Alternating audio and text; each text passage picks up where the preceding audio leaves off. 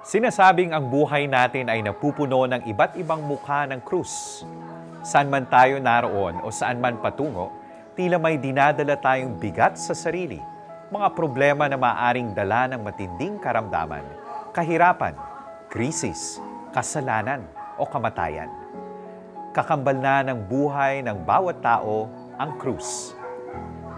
Matanong natin, bakit nga ba sa krus pa tayo kailangang tubusin ng Diyos? Paanong ang krus na orihinal na simbolo ng karahasan, kalupitan at kahihiyan ay naging sagisag ng kaluwalhatian, kapayapaan at kaligtasan? Mula sa pagiging sumpa, ang krus ay naging bendisyon o instrumento ng pagpapala, pag-asa at paghilom ng Diyos. Mula po dito sa makasaysayang Holy Cross Parish Church, Cruz Naligas, Diliman, Quezon City, na naging mahalagang muog para kay Andres Bonifacio at Katipunan. Ako po, si Father Angelo Paulo Asper ng Society of St. Paul para sa Gabay sa Buhay.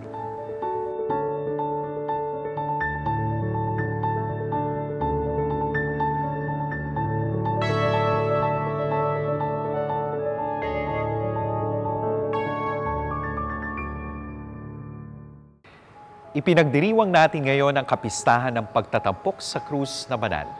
Tinatawag rin itong kapistahan ng pagtataas ng krus o tagumpay ng krus o maluwalhating krus.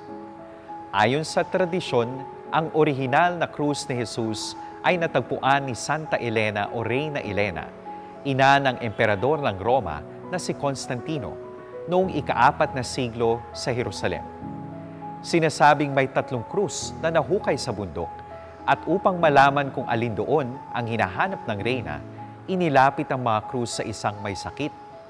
Sa pagdampi sa may sakit ng isang krus, isang himala ang naganap. Bigla itong gumaling sa karamdaman. Ito ang naging tanda na ang krus na iyon ang tunay na krus ni Jesus. Sa utos ni Santa Elena, ipinatayo ang Basilika ng Santo Sepulcro o Banal na Libingan sa lugar kung saan ito natagpuan, at dito inilagak ang bahagi ng krus habang ang ibang bahagi ay nakakalat sa iba't ibang simbahan sa Europa bilang mga relik. Sa Roma ay may sikat na simbahan kung saan naroon din ang isang bahagi o relik ng tunay na krus. Noon ang pagpapako sa krus ay isang marahan, lantad at nakakahiyang parusang kamatayan para sa mga kriminal, rebelde at alipin lamang. Hindi ito ipinapataw sa mga mamamayan ng pamahalang Romano, kahit anuman ang kasalanan. Para sa mga Hudyo, ang krus ay larawan ng kalunos-lunos na kababaan. Sinasabing ipinapako sa krus ang isang tao upang ipakita na hindi man lang karapat-dapat pumatak sa lupa ang dugo ng isang masamang tao. Para naman sa mga Griego na sinasabing mga sibilisado at marurunong na tao, ang krus ay kahangalan at pagkatalo. Bakit nga ba sa krus pa tayo kailangan tubusin ni Jesus? Sa krus naranasan ni Jesus, bagamat siya'y walang kasalanan, ang pinakamalupit na pagpapahirap at panlilibak kasama na ang pag-iwan.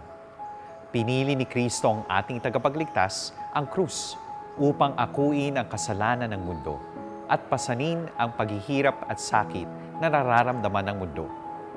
Ginawa rin ito upang maibalik niya ang mundo sa Diyos sa pamamagitan ng pag-ibig niyang ganap.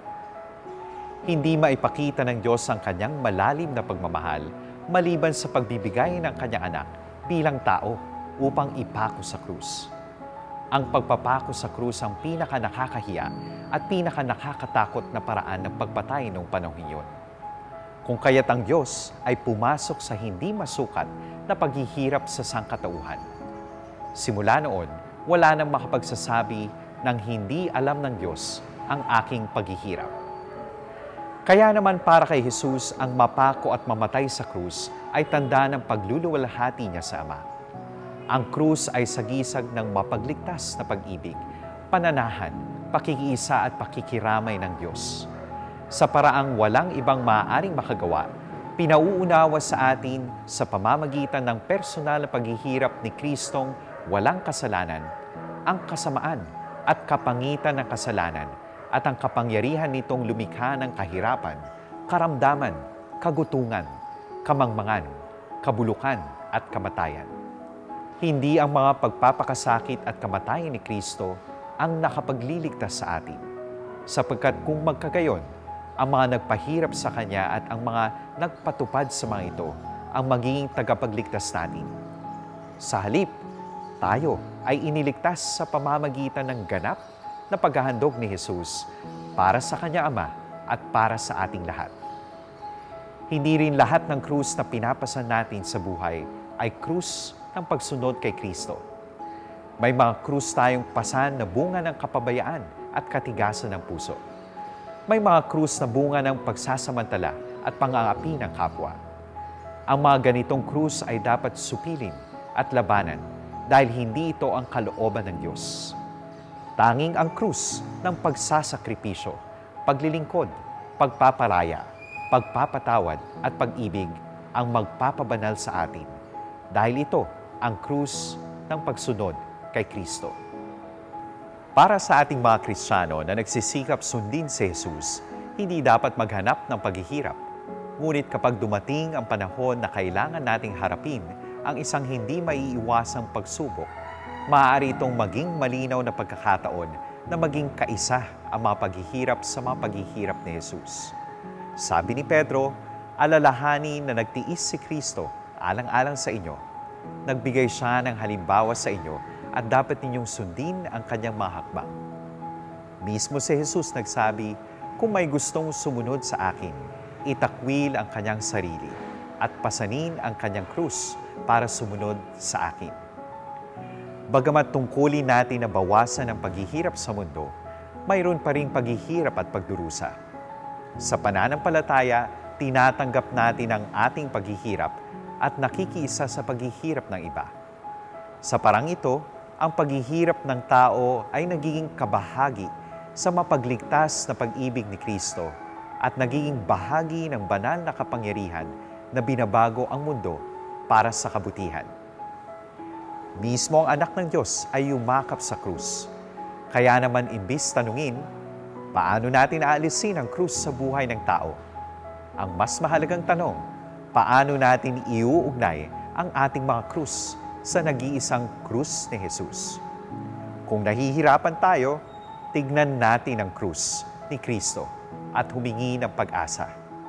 Aakayin tayo ng Panginoon mula sa kamatayan hanggang sa pagkabuhay. Ako po, si Father Angelo Paulo Asper ng Society of St. Paul. All for the Gospel.